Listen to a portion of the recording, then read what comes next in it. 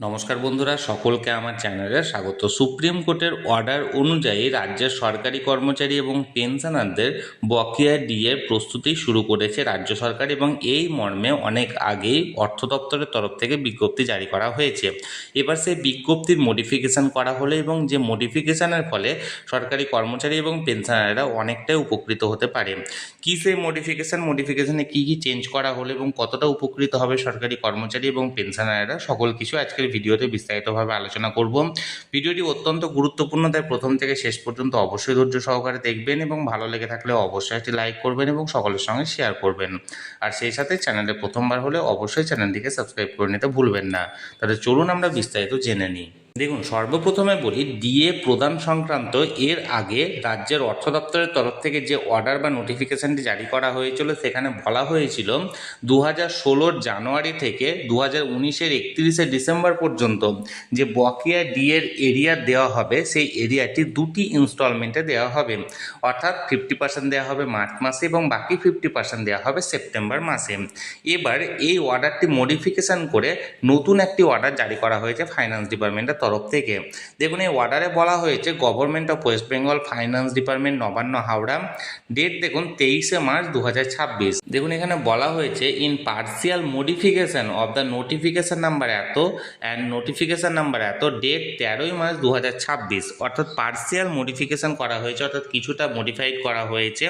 যে অর্ডার দুটি জারি করা হয়েছিল, এটা 13 মার্চের তরফ থেকে 996 FP2 এবং 997 FP2, এই যে দুটো অর্ডার জারি করা হয়েছিল 13 মার্চ, সেই অর্ডার দুটোকে পার্সিয়াল মডিফিকেশন করা হয়েছে। এবং মডিফিকেশন করার পর the items therein may be read as follows. এবং মডিফিকেশনের পর কী হবে দেখুন, with respect to serving and retired employees or family pensioner, including deceased employees, the entire area of dearness allowance বা dearness relief for the period from January 2016 to December 2019 as per AICPI 100% neutralization shall be released on or before 31 March 2026।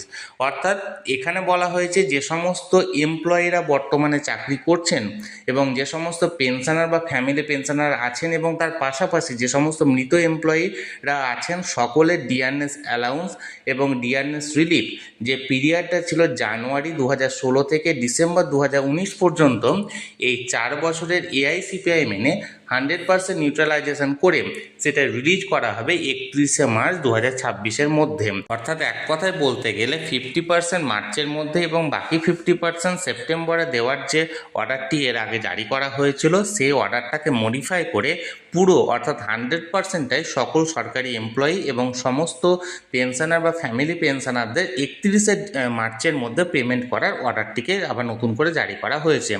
অর্থাৎ সমস্ত রাজ্য সরকারি কর্মচারী, সমস্ত pensioner এবং সমস্ত family pensioner বা যে সমস্ত মৃত কর্মচারীরা আছেন, প্রত্যেকের ফ্যামিলিরাই জানুয়ারি 2016 থেকে 31 ডিসেম্বর 2019 পর্যন্ত বকেয়া ডিএ এরিয়ারের সম্পূর্ণ টাকাটা, অর্থাৎ এই 48 মাসের সম্পূর্ণ বকেয়া টাকাটা, যেটাকে 100% নিউট্রালাইজেশন করে 31 মার্চের মধ্যে তাদেরকে পে করে দেওয়া হবে। অর্থাৎ আজকে হচ্ছে 29 মার্চ, আগামী দুদিনের মধ্যে সমস্ত টাকা 100% টাকাটাই তাদের অ্যাকাউন্টে পেতে চলেছে। অর্থাৎ বিশেষ করে গ্রুপ এ, গ্রুপ বি এবং গ্রুপ সি, এই 3 ধরনের কর্মচারীরা তাদের জিপিএফ অ্যাকাউন্টে, এবং গ্রুপ ডি সরকারি কর্মচারী এবং সমস্ত পেনশনাররা তাদের স্যালারি অ্যাকাউন্ট এবং পেনশন অ্যাকাউন্টে পেতে চলেছে। তাহলে বন্ধুরা, এই ডিএ এরিয়া সংক্রান্ত যে পার্সিয়াল মডিফিকেশন সংক্রান্ত যে অর্ডারটি নতুনভাবে জারি করা হয়েছে, সেই অর্ডারটি আমি বিস্তারিত আপনাদের সামনে তুলে ধরলাম। এই নিয়ে যদি আপনাদের কোনো কিছু মন্তব্য থাকে বা কোনো কিছু জানার থাকে, অবশ্যই কমেন্ট করুন। আর এই ভিডিওটি ভালো লেগে থাকলে অবশ্যই একটি লাইক করুন এবং সকলের সঙ্গে শেয়ার করুন। আর সেই সাথে এই চ্যানেলে যদি প্রথমবার হয়ে থাকেন, এরকমের ইনফরমেটিভ ভিডিও আরও দেখার জন্য যারা এখনও পর্যন্ত এই চ্যানেলটিকে সাবস্ক্রাইব করেননি, তারা অবশ্যই চ্যানেলটিকে সাবস্ক্রাইব করে রাখুন। ধন্যবাদ, দেখা হচ্ছে পরের ভিডিওতে।